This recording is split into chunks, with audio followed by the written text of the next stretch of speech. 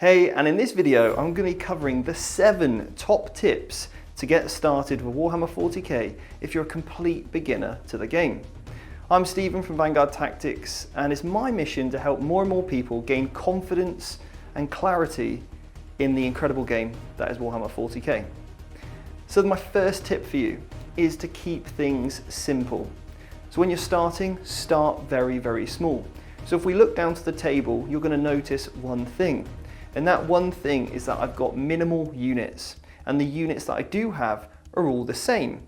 So what we have here is only 3 different types of units. So I've got a leader character, I've then got 2 units of troops with exactly the same types of weapons, and they've got no upgrades or any special abilities whatsoever.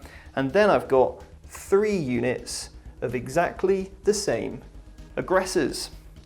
Now, you might be asking, well, that might be a little bit boring, or do I need that many? But the great thing about having multiple units of the exact same type and the exact same weapon type is that when you first start to play, you only need to learn 3 data sheets. You can still move lots of models around, but you only need to learn those 3 data sheets. This is going to mean that you're spending less time looking at the data sheets and what things do, and actually more time focused on the core rules of the game, because it's those foundations that you really need to build in order to become a more confident player with the rule set. So let's take an example.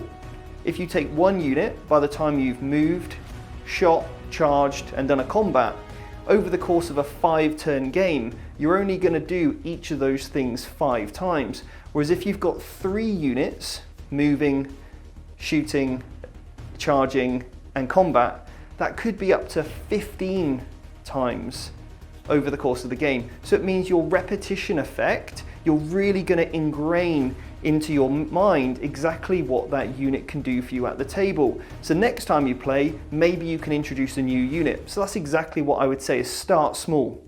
The other thing that you'll notice, I'm just using infantry models. Again, that's one rule that I need to be aware of, is that's the infantry keyword. And combined with that, I can also use 1 piece of terrain. So you can use lots of terrain pieces, like I've got these ruins here, but they all have the same types of rule. So once you're familiar with terrain and you're familiar with your army, then what you can do is add in one more thing. So the next thing I would add in is a psyker, or maybe a chaplain with some other special rules. So now you're opening up a new phase of the game, which is the psychic phase. So we're progressing things on. We've taken the core rule set and we're just adding new phases in all the time. Once you're happy with him, the next game what I would do is introduce a vehicle. Adding in a vehicle is going to help you understand how heavy weapons work. It's going to help you understand how big guns never tire work. You're going to also understand their mechanics with moving around terrain. And then finally, the last thing that I'd potentially add into your army is a transport. Transports have a whole host of unique rules, from embarking to disembarking, and all those other aspects are really going to come into play, from exploding vehicles and all that good stuff. So now we have a fully flushed out army, but you can see over each game we've added in one more thing every single time, but we're still keeping the core of the army very similar, so we can still use our memory to know exactly what they do, and then every time we play it's only 1 new data sheet that we need to learn. And then once you're familiar and comfortable with the terrain, add in a different type of terrain. So what I could do is add in some dense terrain. So adding in some trees, that again gives us something else to think about when it comes to the game. So that's step number 1, is keep things very, very simple from your army list. And then step number 2 is keep the terrain very simple, and then slowly add in new keywords every time you play. And again, you're going to become more comfortable with the different terrain sets each and every game.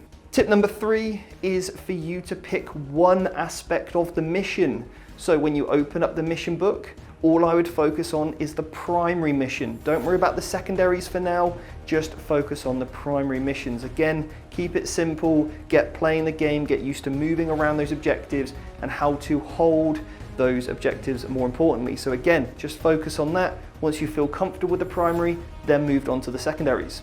Tip number 4 is to be really clear with your opponent or your friend, whoever you're playing with. Just say to them, hey, I'm completely new. Do you mind if we have a introductory based game where I use minimal things, or I'm still trying to learn, so forgive me if I get any of my rules wrong, and if you can give me any help, that would be fantastic. So just be really clear with that person that you're coming up against. That way, you know you're in a safe environment where you can really learn how to play the game a little bit better. Tip number 5 is just focus on the core rules of the game. So all of these different units that I mentioned earlier, when you're beginning on playing, just focus with the core rules. Don't worry about stratagems, don't worry about warlord traits or relics, just focus on the core rules of the data sheets of your units and the core rules of the game. Again, when you're comfortable and familiar, then add in those other aspects. And again, only pick one. So maybe say this game, I'm going to look at some warlord traits being added. The next game, look at some relics. Don't overwhelm yourself with how much information there is. Just focus on the core rules, because it's the core rules mastery that's going to really help you win those games. Tip number 6 is to speak with like-minded people. Building a like-minded community is absolutely fantastic. Often as we get older, we can lose a little bit of community. So the most important thing when you're getting back into the hobby is find a group of people that are also like-minded and also want to improve, and you're playing the game for the same reasons. So many people play 40k for so many different reasons, and that's great, but you need to make sure you find a like-minded community. And finally, tip number 7 is check out the completely for free Learn to Play series that we have on the Vanguard Tactics website. You're going to find that over on www.vanguardtactics.com.